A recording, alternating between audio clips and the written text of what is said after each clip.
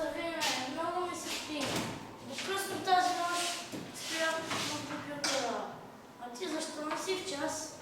Защото съм влюбена. Ти влюбена? В кого? Не се смей, влюбих се в една страхотна книжка. Нарича се "Десетте здравини по 3".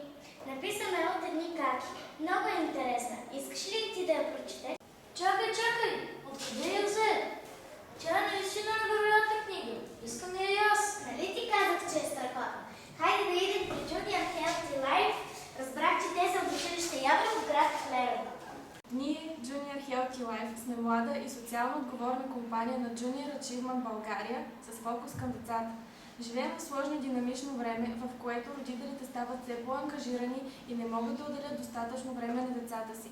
Значителна част от младшоганите израстват и формират поведенческите си навици под влияние на заобикалящата ги околна среда, която не винаги им оказва благоприятно въздействие.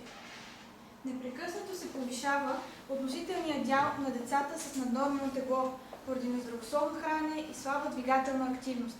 Децата обичат да играят, но голяма част от тях не са достатъчно физически активни или не са трайно ангажирани в спортни или танцови клубове. Проблеми пораждат и нерационалния режим на труд и почивка, както и недоизградените хигиенни навици. Това ни провокира да стартираме проекта 10 здравини по 3, като създадем нов образователен продукт – интерактивен органайзър за здравословен и природосъобразен начин на живот на деца в предучилищна и начална училищна възраст. Добър ден! Вие ли сте авторите на 10 здравини по 3? Вие нас ли търсите? Ние сме тук и винаги ще бъдем до вас. Имате ли още книжки? Всички деца искат да правят добрини. Разбира се, има още много. Деца, заповядайте вашата съкровищница за детски добрини. Тя е създадена специално за вас и ще ви введе в света на здравето, чистата природа и добрите приятелски взаимоотношения. Следвайте съветите на Здравко и Добрина и винаги ще успявате. Ние вярваме, че ще се справите с големите, с по-големите и дори с най-големите здравини. Можете да ни ги покажете с снимки и така целият свят ще лайкне вашите яки добрини. Ще го направите ли? Да. А след като го направите, вие ще получите 3 грамоти – бронзова, сребърна и златна. Хайде да разкажем на всички и да започваме. Всеки ден хапваме различни плодове и зеленчуци, от които си набавяме вода, соли и витамини. И защо рано да смяваш? Има си дълга опашка, чаках за чипс. Още ли ядеш чипс? Ти не четеш ли 10 здравини?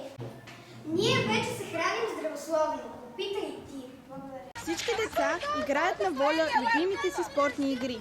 Повечето от тях вече се включиха в спортни секции и клубове. Тренират усилено през цялата година. За да бъде зелено, по-зелено, най-зелено в двора на нашето училище, се погрижиха мълчуганите. Те композираха сами декоративната растителност, като изградиха зелени кътове. Започнаха да се грижат за младите дървета и храсти, творят и своя ботаническа енциклопедия. Децата изразиха любовта си към животните, като изработиха с нас къщички и ги закачиха сред клоните на дърветата. Днес всяко дете, прегърнал 10 здравини по 3, споделя своите мечти. Неговите учители и близки му помагат те да се сбъднат, за да се сбъдне и нашата мечта. 10 здравини по 3 са